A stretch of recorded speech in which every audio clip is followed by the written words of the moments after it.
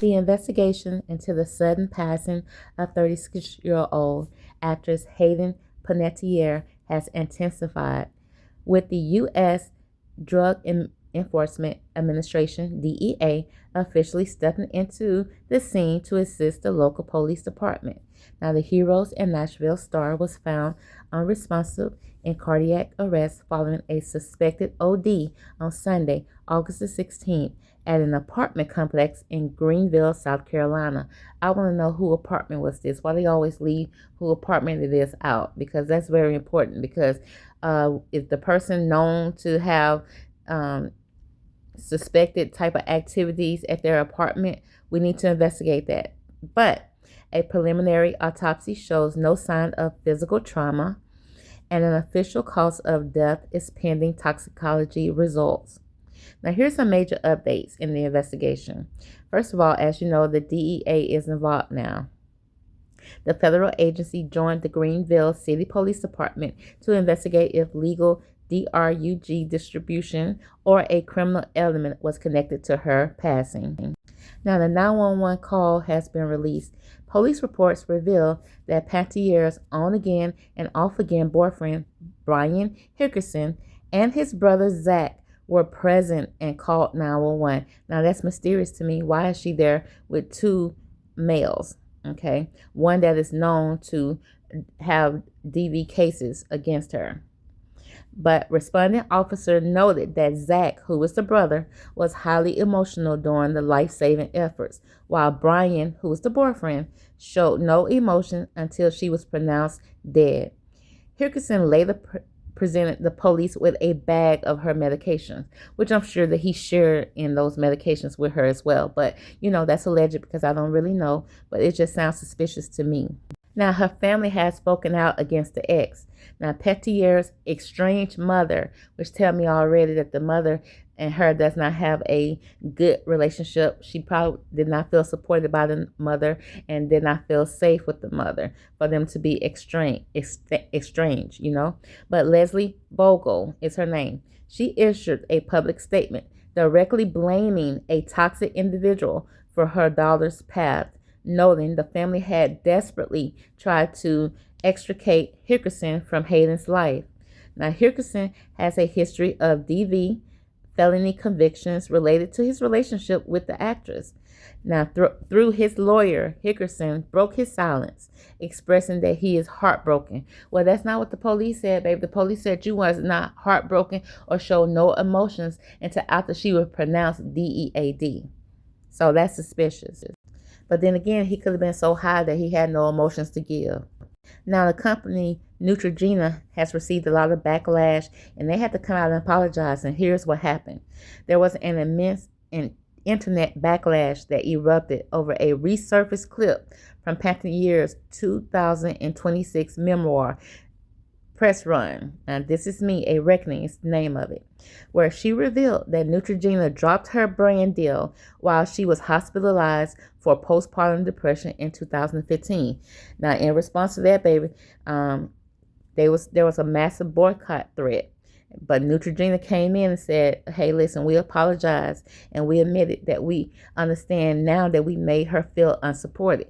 Well, yeah, you unsupported her because you know she just had a baby. You know she had bills to pay. You know that she had probably signed on to this deal, and then you guys dropped her because she wasn't able to perform properly. And you know, and she couldn't help that she was going through postpartum depression. And now that she's no longer here, they're receiving backlash, okay? And as they should, because it's like women already go through enough. And then just because she have a baby don't mean that you can have the right to throw her away or discriminate against her because she is going through some things, especially if it's something she's in the hospital for something that she could not control.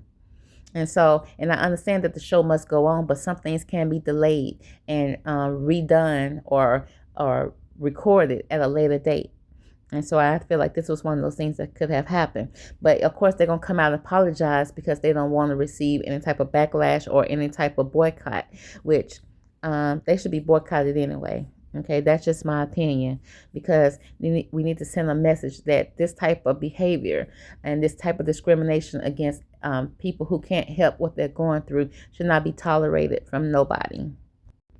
Okay, I just discovered a quick update when I asked about which apartment or who apartment was she found unalive in, and they said that the apartment was a place that she was living temporarily. So it seemed like it wasn't her permanent resident, but it was somewhere that she had just been living there for either a short time or she was planning on living there for just a short time. So that means it probably was her apartment, and Zach and Brian came over to her apartment, or they was living there too. I don't know, but either way it go, it just seemed very suspicious. So I'm hoping that they get to the bottom of this, what really happened to her, and because it makes no sense for someone to pass away, and and the family not know exactly what happened to her, and so condolences to her family. And I'm gonna keep you updated on what's going on with this story because I'm so confused with it. Now, I'm looking at an article from Los Angeles Times, and there's a quote in here from her mother who says, "Although my daughter and I were estranged, it was not for lack of care or love," she said in a statement to Entertainment Tonight. "It was due to involvement of a toxic individual who I believe led to her death. It leads me to believe there are still questions surrounding what happened," she said, and I think we are all looking for answers. The mom said that she'd been trying to get rid of Brian for many years out of her daughter's life because when someone is in a toxic relationship, that toxic lover takes control of everything. And especially if there's any type of substance that's involved, it's like she's mentally, emotionally, physically all just connected to this man, whether it's, because she thinks it's love or for her next fix, allegedly. Now, they said that, this toxic relationship, and they said that she was on different type of substances. Again, we got to wait for that toxicology report to come out to see if she was actually on anything, even though Brian tried to make it seem like she was taking everything in the house. So he came in with a bag full of medication to show the police, and then the police had to let him know, "Listen, sir, I am wearing my body cam and everything is being recorded." So I don't know what made him say that to Brian, but he definitely said it to him in a report that I read. So we're just trying to see, what the official reports come out and say about this young lady. Now, according to TMZ, Narcan, which is a drug used to reverse an opioid overdose, was found on the scene, but it's unclear whether it was used on Panettiere. Now, the more I research, it's saying that the actor wrote in her memoir, "This Is Me, A Reckoning," which she published in May. She wrote that she and Hickerson, who was her on-again, off-again boyfriend, met in 2018 at a West Hollywood bar. Now, let her tell it, they fell fast into a whirlwind romance that soared after alcohol-fueled fights turned violent. She said it was easy, the easiest, happiest that I have ever come by in a long time, she wrote in the memoir. Then one day, when we were on our second bottle of wine, now after the second bottle of wine, she said all the magic was over and her defenses were down. Everything changed about the relationship. Now, the article goes on to say that Hickerson was arrested multiple times on suspicion of DV against Panettiere, beginning in May of 2019 in Los Angeles. The charges were later dismissed when prosecutors couldn't secure a material witness. And again on Valentine's Day in 2020 in Wyoming, misdemeanor battery charges were eventually dropped, following an 8-count criminal indictment in July of 2020 that covered multiple violent incidents between May of 2019 and January of 2020. Hickerson pled no contest in April of 2021 to 2 felony counts of injuring a spouse or girlfriend. He was sentenced to 45 days in county jail, but only served 13 days due to credit for time served, along with 4 years of formal probation, mandatory DV classes, and a 5-year protective order.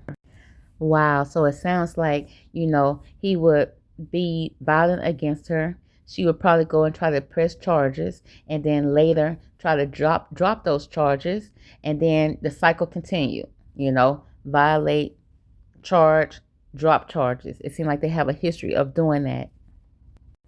Now, after his 2019 arrest was covered in the press, Hayden wrote that she and Brian shut ourselves inside to avoid the paparazzi, and that she screened calls from her friends and family who phoned and texted constantly, worried that she was in a dangerous situation with Brian.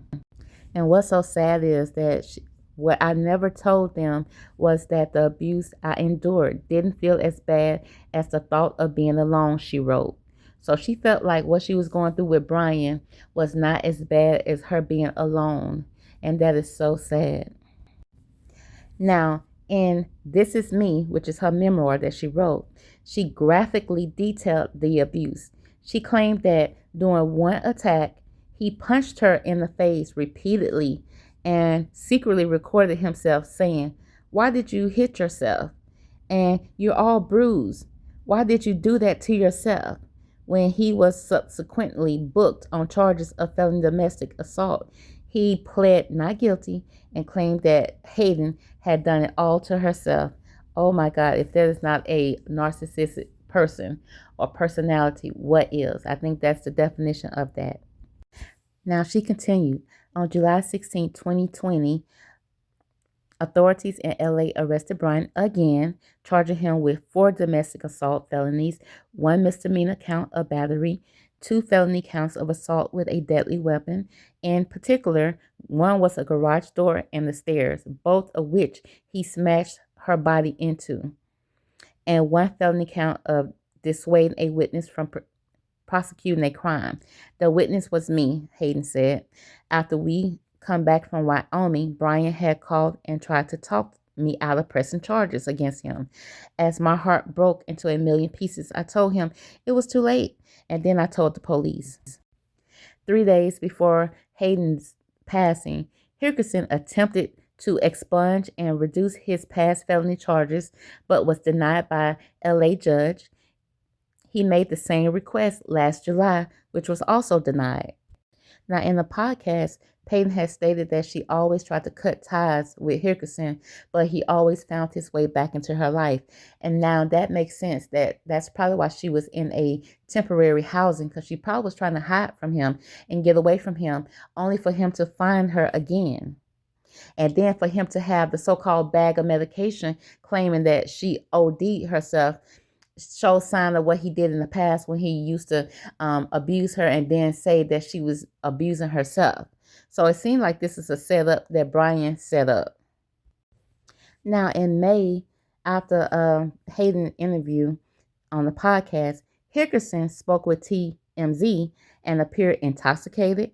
He was slurring his words, and he tried to say that Hayden is the sweetest thing in the world. He said, "It's not about who you spend Saturday night with, it's who you spend all day Sunday with." And he said Hayden was a Sunday girl.